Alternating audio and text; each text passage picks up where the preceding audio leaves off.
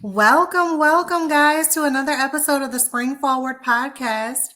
I'm your host, Spring Richardson-Perry, and today we have Bill Flynn joining us. Bill has collaborated with Alan Mulally and pitched Steve Jobs, and he's also accomplished so much more, but also has failed often and learned many useful lessons along the way from his 30 years of studying the science of success. So he is best described as the pragmatic Simon Sinek, and ooh, that's my little co-host, guys. And he embodies his core purpose, simplified servanthood. So let's welcome Bill. Welcome. Thanks, Spring. Thanks for having me on and having Winter join us as well.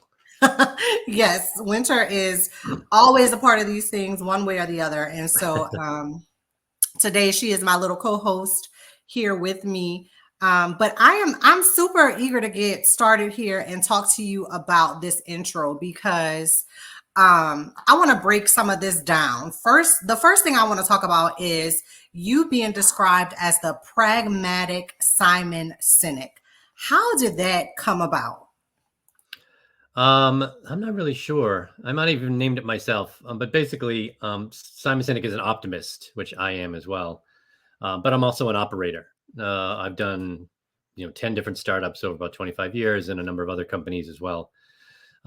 So taking some of the optimistic ideas and turn them into reality, as you know, when you take some sort of theoretical thing and apply it, it doesn't always work exactly the way you think it would. So I've done some of that as well. That's awesome. And it's, I guess, like you said, you've named yourself as the pragmatic Simon Sinek, and I love it. I was thinking of the other Simon, I think, from the American Idol, the one who Simon Cowell, I think is his name. Simon Cowell, that's his name. Yes. I was thinking of him when I was looking at this, and I was like, how did he get that name? But that makes sense. Yeah, so he's all right. He's a little less optimistic, I think, than Simon Sinek. Yes. A lot less. And so, okay, let's talk about this other part here where it says you accomplish much but failed often. Talk about those moments in your career.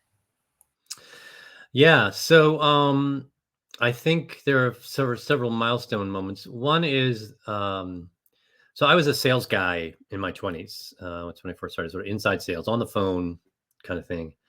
And this was way back in the late 80s, so a long time ago. And I didn't really know what I was doing, but so I followed the conventional wisdom of the day, which was, be likable, create rapport, know your product, know your competition, all that kind of stuff. And well, I was really bad at it. I wasn't very good at it. It didn't really work. And so I sort of asked myself, well, why is that? And what is selling? And I came to the conclusion that selling is basically helping someone else make a decision. That's really your job. And so I studied decision making. How do people make decisions? How does the brain actually work when a decision is made? And that led me a little bit to neuroscience. And I realized that the brain doesn't make decisions the way I thought it did. It's not a logical, rational process.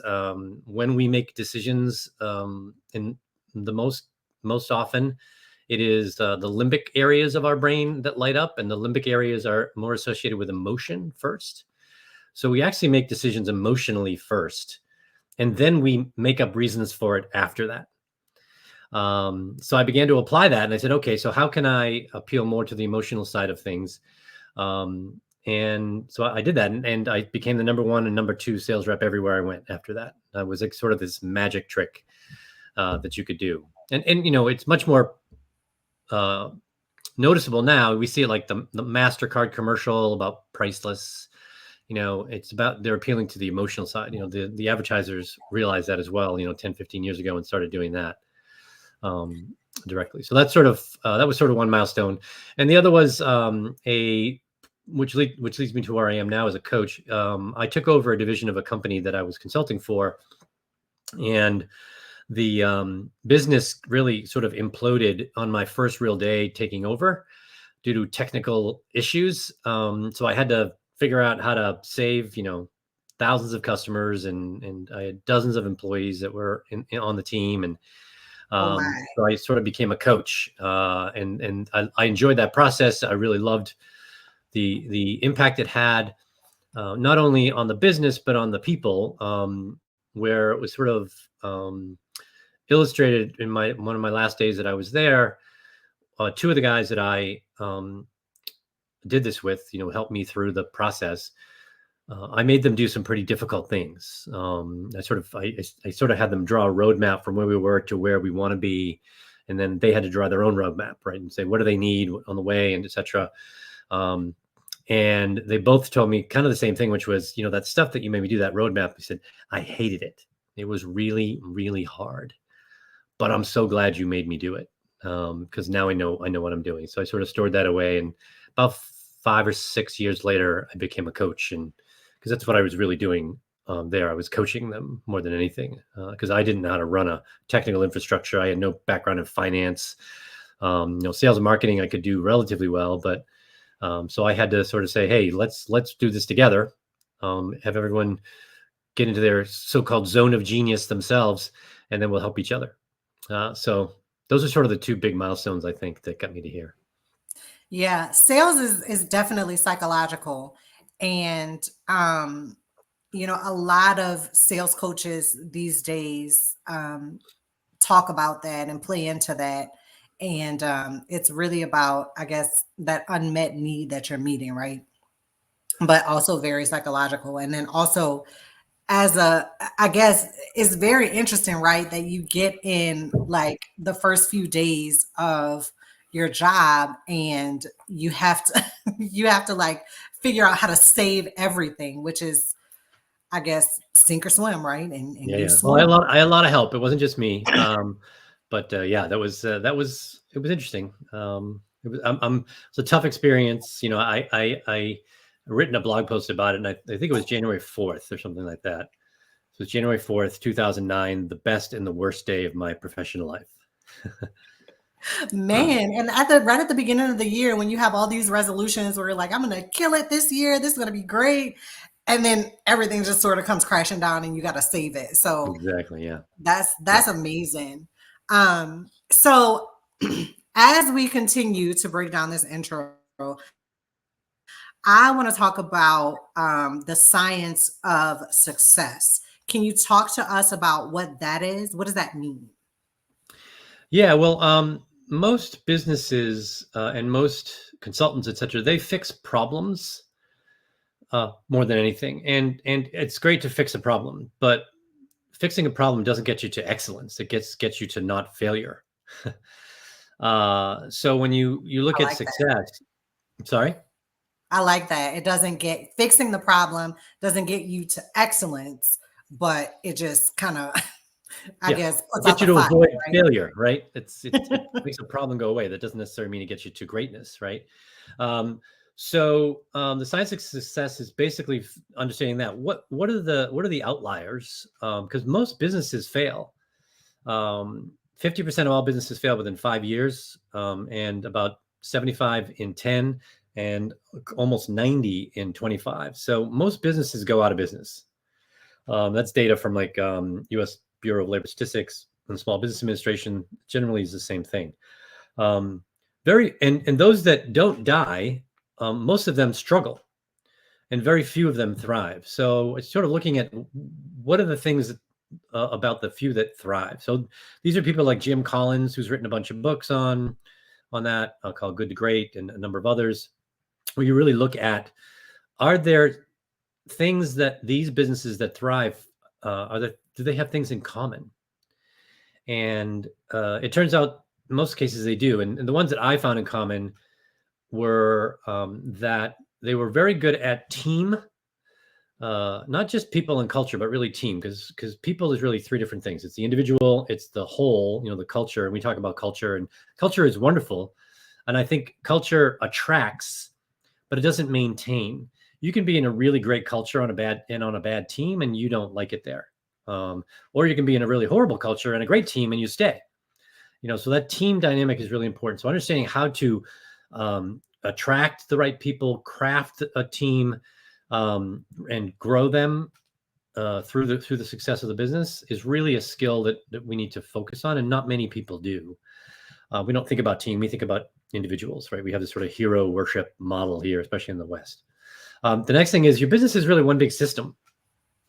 And if you think about that, it's one big system that has multiple subsystems and multiple components. And depending on what you focus on, that impacts other things. So you could have a really great strategy, but a horrible senior team, and that strategy probably won't be successful. Or you can be executing really well and sort of a mediocre strategy, and you can do really, really well. So these things sort of impact each other. I sort of think of it as a big crossword puzzle, right? Is if you get a few answers right, that helps and adds velocity to solving it. If you get a couple wrong, it can lead you in the wrong direction, right? And you can start making bad decisions and poor guesses, et cetera, as you move on. And lastly, we talk a lot about revenue and growing the business, and we talk about dollars and top line revenue, et cetera, even profit. I've come to believe that cash is really, if you want to grow a business, cash is where you want to focus your time and energy. What is the cash that you need to grow? Because you typically need the cash in front of growth. So understanding how to make that money so you can pay for the things you need, be it more people or a factory or whatever, other resources, whatever it may be. So when I work with my clients, we work on a plan, and I say, well, how expensive is this plan, right? How many people are we hiring? What will that cost? What are the other things that you'll be needing to do that? Okay, now let's do the financial plan. How do we create the cash that we need to get there? And that could be through your own growth or through borrowing money or whatever it might be. But without those three things in place, you don't thrive as a business. And those businesses like Alan Mulally, as you mentioned in the beginning, he was very good at that. He did that at Boeing in the 90s and at Ford through the 2008 recession. That's what he always focused on. And great leaders that I've found seem to be really good at those three things. So I'm glad you brought that up, because that's the next part of this that we're going to jump into, is what I'm sure everybody is like wondering, oh my gosh, she worked with Steve Jobs and Alan Mulally, who you just mentioned was the CEO of Boeing, I think from 98 to 06 and then, or 08, and then the CEO of Ford during the recession. So talk to us about those experiences working with those two people. Yeah, two very different experiences. One was just sort of serendipity. In the 90s, I was selling speech recognition technology, very different from what we have today. This was really early technology. You had to stop between each word to record, etc. And Steve Jobs was at Next, and I had California as my territory, so I was going up and down 101, talking to all the hardware manufacturers and software guys and seeing if they were interested in OEMing our technology. And so I got to Next, and I was just working with a product manager, and I came in, I had my big old laptop, and I was setting up, and one of the product managers poked her head in and said, okay, we're going to start a little bit late. Steve might be joining us. And I'm sitting there by myself. I'm like, who is Steve? I don't remember talking to him. Oh my goodness. And it didn't dawn on me at all until he walked in, because I was down in the organization. And he walked in and he just sat down and said, all right, what do you got? And, and so I did a demo and chatted with him. Like, he was only in there for 20, 25 minutes. And he said, great, thank you. And then off he went. He just wanted to see where the technology was at the time. Nothing ever came. He actually went to Apple soon thereafter. But that was kind of fun. And I was sort of glad that I didn't, because I had friends and family that worked at Apple earlier when he was there, and told me about his personality and how tough he could be. And that might've made me a little bit nervous. And then the second thing with Alan Mulally, so the stuff that I talked about, I read a book called American Icon, which was written about Alan Mulally's experience at Ford.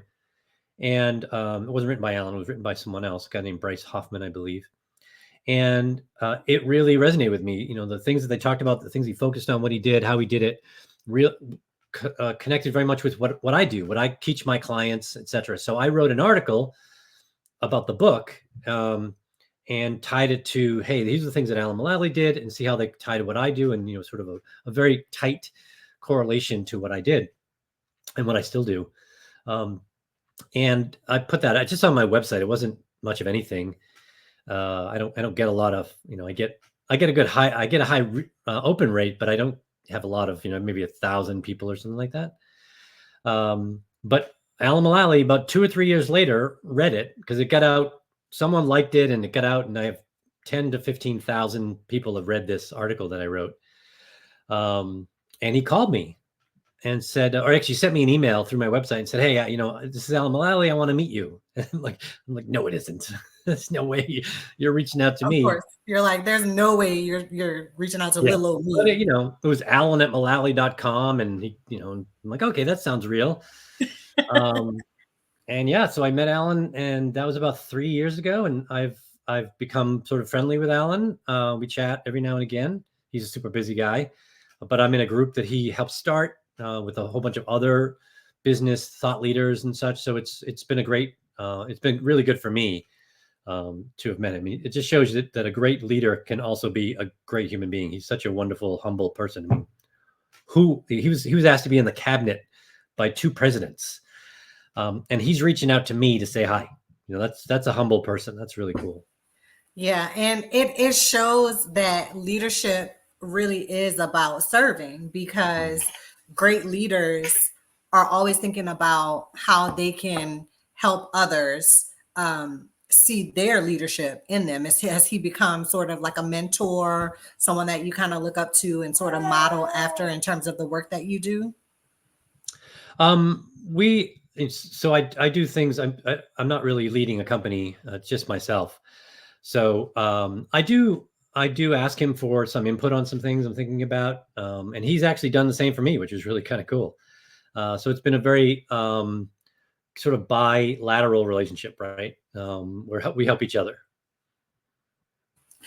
That's good. I love to hear stuff like that, especially when we can.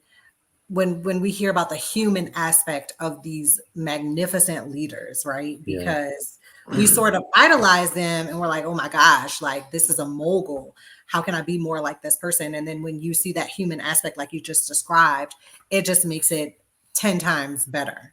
So thank you for sharing that. I appreciate that. Okay, so now I want to transition to our main topic, to our main focus today, which is talking about the scaling up method. And so talk to us about that, and tell us a little bit about what that is for you and what you do with the scaling up method. Yeah, so scaling up is a methodology by Vern Harnish. He modeled it on a bunch of thought leaders, but primarily Rockefeller, John D. Rockefeller, and called it the Rockefeller habits at the beginning. And it is a method that focuses on 4 different decisions that leaders have to make. They're about people, strategy, execution, and cash. And that's where I got some of my thinking as well. My approach is slightly different than his. It's an excellent execution system. And I've added some other things around some of the holes that are in it in terms of strategy and a few other things. But it's been around for 30 something years. It's got a great track record, and I really like it as a foundation on the thinking. It's based on thought leaders have been around for decades, and maybe even a century, right? We've got people like Drucker and Deming and Shine and McGregor and Porter and Edmondson and others who are these thought leaders in these areas. And Burns kind of cobbled some of that stuff together. And so that's basically what it is. It allows you to give a framework to your clients that they can fill in. I don't go in and tell them what to do. I ask them a lot of questions, and then they sort of figure out, based upon those questions, where they need to focus their time and energy. Yeah, I love that, because a lot of times, especially when it comes to consulting work, as consultants, sometimes they go in and they want to just give answers, right? Because there's a problem that they've been hired to fix. And so we want to go in, we want to just say, okay, do this, this, this, this, and this, right? But instead, what you've done is you said, okay, let me find out what it is that you really need. Let me ask these important questions, and then I can sort of guide you along the way. And I really like that, because that's more of what we need, more of like a facilitation. Yeah. And I'm wondering, you have a 12-week business accelerator program. Is that kind of what you do in that program, or talk to us about that program? Yeah, it's sort of a light touch program that allows people to really fill out a one-page plan that takes, we fill out most of it in the 12 weeks, really the core of it in those 12 weeks. It's like an hour or so a week, and then some time in between. You've got other peers that you work with that help you do that as well. So you've got this, best of both worlds. So you can get the framework and also talk with other leaders and see what they're doing with it. Because every business, businesses are much more similar than they are different. Although all leaders will say that theirs is different, and they are in some ways. Just having them being the leader of it makes it a little bit different, because we human beings are unique. But doing focusing on the same things that make other businesses successful, like Ford and Boeing through Mulally and IKEA, and pick your iconic business over the last century or so. They're sort of doing the same things, because people don't really like being told what to do, right? Even if you're right, no one likes it. So oh my goodness. Conversation of the year between me and my husband. Don't tell me what to do, but tell me what to do, but don't tell me what to do. Exactly. Yeah. And I think, you can, if you ask good questions, right? So when people come to me and they sort of like say, what would you do? I'm doing this thing, and where are we? And my first question always is, okay, describe for me, if this thing goes extremely well, what happened? And walk me through that.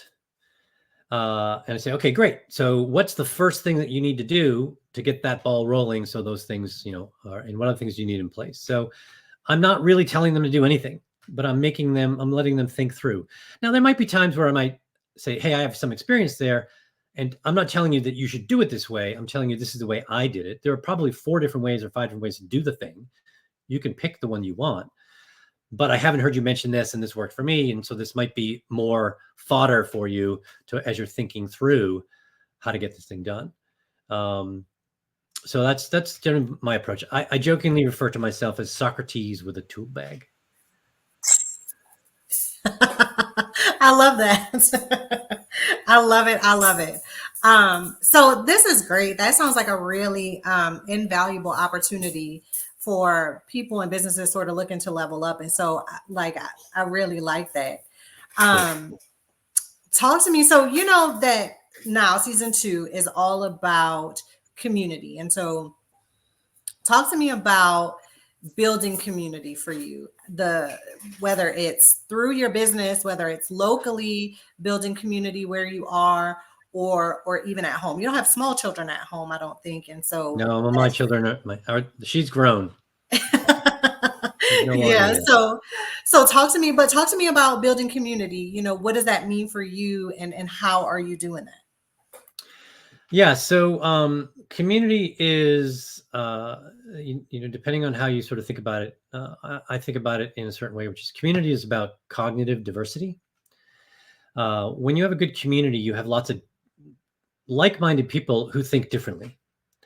Right. And that's where you can get the most value from folks. Like if you all think exactly the same way, then you don't really need a community other than to just validate how wonderful you are, which doesn't necessarily help you to grow at all. So having different opinions and different ways of doing things. So that's what I like to do. I do that within my clients, right? I sort of help them build community within their own environment. I work with the leadership team, but there are sometimes dozens or hundreds of others employees. And I'm saying the things that we do here with the 6 or 7 of us you can do with your teams, and then sort of build that alignment and clarity with your teams. For me, I join like coaching organizations, and I keep in touch with folks. I don't necessarily. I've joined 3 or 4 coaching organizations. I'm now with one, but I still keep in contact with other people whose who think differently than I do, so they can help me when when I call them and say, hey, I'm walking through this, and how would you do it? And they're always giving me great ideas. So that's sort of the way I think about community, is really focusing on how to grow the individual through the connections of others. Yeah, I really love that too. And especially, again, like you said, you're part of the group with Alan Mulally. It's like a startup group. And I'm pretty sure having his thought leadership a part of the group, I'm sure is super helpful in the work that you do on a daily basis. Exactly. Yeah. He tells stories mostly now because he's sort of done, right? He's in his 70s. But he's helped a lot of people that are in the organization that I'm in, lots of people that aren't in the organization. And he's very generous with his time with people. And so that's, I try to model that as well. I met some guy on LinkedIn the other day, and he was telling me what he was doing. And I said, hey, have you ever thought of this? And have you ever read this book? And he's like, no. And I said, well, yeah, it looks good. I said, yeah, if you tie that with this, then this gives you a better view of what you're trying to do. He's trying to do a strategy. And he was funny. He shot me a note this morning and said, so what do you actually do besides give people free advice? Like, how are you making your money? Because you just gave me all this great free advice. So yeah, what are you really doing? exactly. But that's part of the zeitgeist of the organization that I'm in, which is, you're here to give back, right? I'm in an organization with people whose books I've read and who I've looked to, that have, TED Talks and things. And, they're super generous with their time. And so that's a great model for me, even though I'm not in any way in their level. It's still something I'm good at my level, which is sort of way down here as opposed to way up here. And so if I can help someone, I'm happy to do it. And if it turns into a client, great, but that's not my goal. I love that. That is the perfect example of building community, right? And so not really looking to gain anything from it. Like you said, if it gives me a client, great. But if not, that's not what I'm doing it for, because you want to, like, I always think of each one teach one, right? We want to lift up the next person as much as we can. Yeah. So I really love that. That's awesome. Exactly. Good. Oh, well, what advice do you have for people who are looking to build their business and just looking to take it to the next level? Yeah. So I usually have a few things that I say, but the main thing that I tell people is that there's a huge gap between what science knows and business does. There's actually science behind business.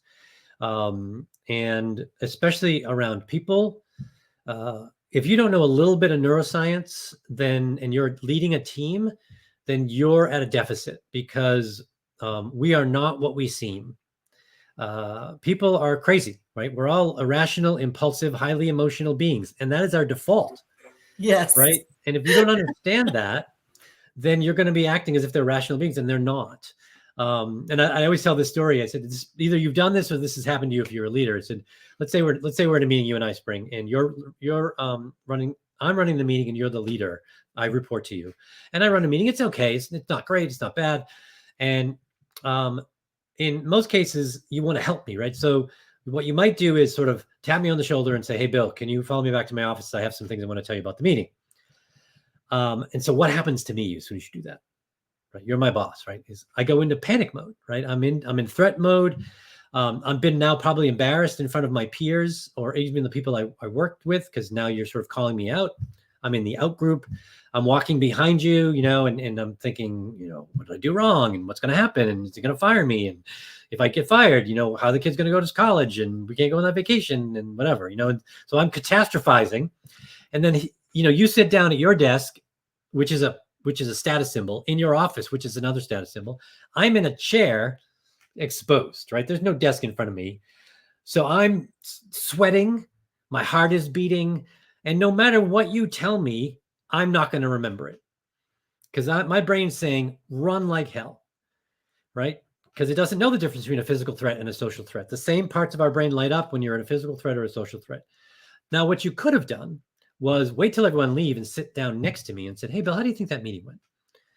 And I'd say, I thought it was okay. I said, I thought so too. Let's do this. Why don't you put some time on my calendar and we'll work together to make this the best possible meeting it can be. And that's the same outcome you're looking for, right? But I'm no longer in threat mode. We're doing it together. I know exactly what we're doing. I don't have time to catastrophize. You've left and waited till everyone has left to talk to me about it. So that's neuroscience, right? You're not putting me in threat mode. We put our team members in threat mode all the time without even knowing it. Oh my gosh, that is like one of my biggest pet peeves. Unnecessarily in threat mode, constantly. Yeah, we don't know any better, right? We think we're helping. So it's things like that I sort of focus on, and that's the advice I would give is understand that a little bit. I love that. And I'm glad that you brought this to light, that there is science behind business, because a lot of people just kind of think it's just throw the spaghetti on the wall and see what sticks, and that's business. And then you just keep doing what works. But there's science behind it. So I love that, because I'm a scientist at heart. So very nice. Well, thank you so much, Bill. I appreciate you being here today, sharing your insights with us and your experiences, which have really been interesting. And so thank you so much. Thank you. And thank you to Winter for having us as well. Yes, Winter. And so, guys, if you saw me being a little restless today, it was definitely Winter's fault. Blame it on her, not me. All right, guys, thank you so much for tuning in today. And I hope you got some nuggets from this conversation. And until next time, guys, I hope you spring forward into excellence.